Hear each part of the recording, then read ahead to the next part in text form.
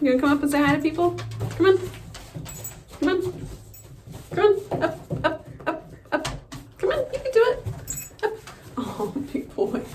Oh my gosh. Everyone always thinks he's such a big dog because his head is like big compared to mine, but he's got short legs. Like, he's just a little. Hi, baby. He's only like 30 pounds, so he's just a wee boy with a big head and a big tail. Yes, you're a big boy. You can see his tail moving in the background. Well, hi everyone, welcome back to my yawn! And welcome back to my channel. And in today's video, a very annoying person is going to speed by. That's so nice of them. And Jackson's going to sit on my lap. But in this video, I'm going to be talking about the different foods that I feed my Peter's Banded Skink. And I'm going to do that via voiceover. But I just wanted to come in for an intro. Before we get started, I ask that you please like, subscribe, hit the notification bell. Also, please consider supporting us on Patreon or by becoming a channel member. We'd love to have you. Also, one last thing before we get started, please check out the feeder insect playlist I will leave on the screen up here and down below. And that will offer you plenty of information about how to take care of the feeder insects I mentioned, what to feed them, and their different nutrients and things like that. So make sure you check that out if you have any questions about the individual feeder insects. Now with all that said, let's go ahead and get started. Right, Jaxon? Let's do it. Let's do it. First and foremost, it is best to offer a variety of insects in your pet's diet, and you'll see all the ones I have offered in this video, but there are going to be other feeder insects that you can offer too that I don't offer on the regular or have footage of. You also want to be sure to gut load the insects that you feed to your skink. Gut loading is the process by which we offer nutritious foods to our feeder insects 24 hours before feeding them to our pets. I gut load my insects with various vegetables and sometimes banana or orange, but there are also commercial gut loads you can get too. Be careful not to choose something high in fat or protein like dog food or something lacking in vitamins like potato. Lastly, be sure to dust your insects with calcium, D3, and a multivitamin. The amount and frequency that you do is going to depend on your UVB lighting setup and the insects that you offer, so be sure to do your research. The reason we have to dust insects is because many of them have a poor calcium to phosphorus ratio, and phosphorus inhibits our reptiles' ability to absorb calcium, which is necessary for their health. So some feeder insects have a positive calcium to phosphorus ratio, and I will make note of them in this video. Now let's talk about superworms. Superworms are a decent source of protein and fat. They are great when offered as part of a varied diet, but should not be the only worm or the only insect offered exclusively. They need to be dusted with calcium. They are a large, wiggly, appealing insect, and Shukaku loves them. Superworms are readily available from pet stores in person and online, but I recommend getting yours from OviPost. I have a link with a discount code listed in the description if you are interested. Superworms are one of my favorite feeder insects, along with Dubia roaches, which we'll talk about next. Dubia roaches are a good source of protein. They're low in fat and they have soft bodies, so they're easy to digest. Dubia roaches move around a lot too, so they're perfect for leaving in a smooth-sided bowl if your Peter's Banded Skink is not fond of tong feeding. Let's talk about that for a second actually. The vast majority, if not all, of Peter's Banded Skinks are wild-caught, and due to that and their nocturnal and burrowing nature, they may not be the easiest to interact with at dinner time, or in general, to be honest.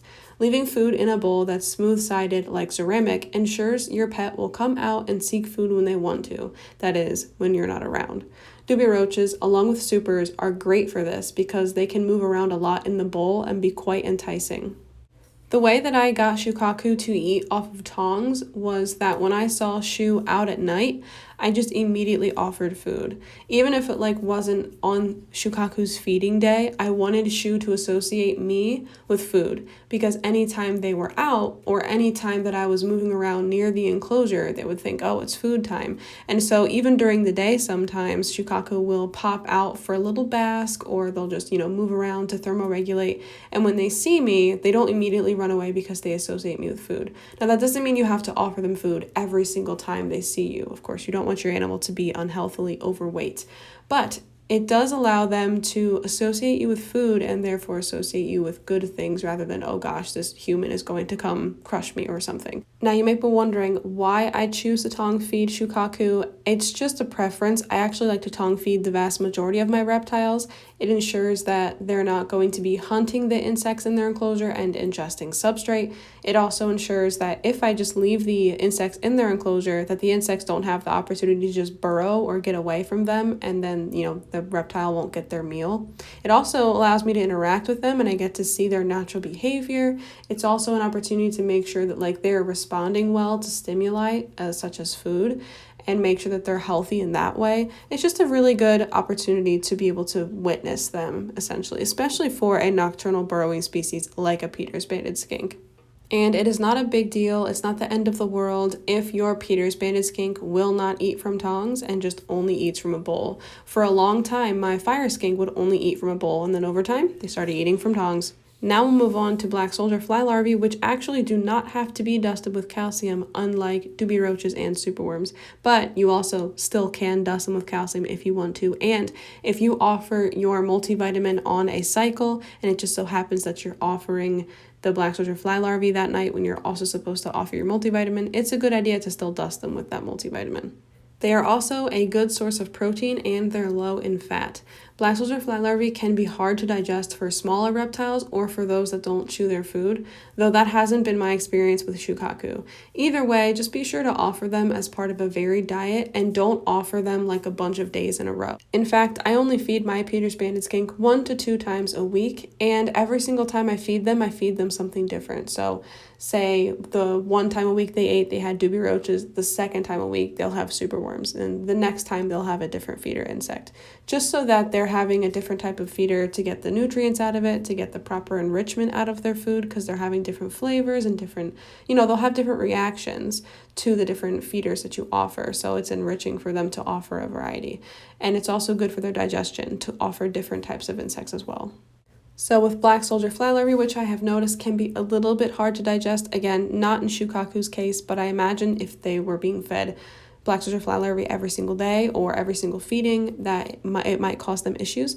So just a little heads up, they can be hard to digest, but as part of a varied diet, they're fine. I recommend getting black soldier fly larvae from EcoFlies. You can use the link in my description, and there's a discount code down there for you as well. Waxworms should only be offered as a treat due to their high fat content and due to the fact that reptiles can become difficult to feed if they've grown accustomed to waxworms. This is often called waxworm preference or waxworm addiction. Reptiles fed too many waxworms will tend to be overweight and malnourished. They also need to be dusted with calcium due to their negative calcium to phosphorus ratio. They are an excellent treat, but they are not part of a regular diet. You only want to offer these once a month. Hornworms are also a feeder that should be offered as a treat, but it's because they are low in protein. They are a great treat because they are rich in calcium and moisture. Because they're rich in calcium, they don't need to be dusted, and reptiles have a great feeding response to them. Mealworms are an okay source of protein and fat. They are not as easy to digest as other feeder insects that have been mentioned, and they have to be dusted due to their negative calcium to phosphorus ratio. Thank you so much for watching. I hope you enjoyed seeing me and Jaxon, and also Shukaku, my Peter's banded skink. Yeah, did you enjoy seeing Shukaku? He says, I didn't see Shukaku.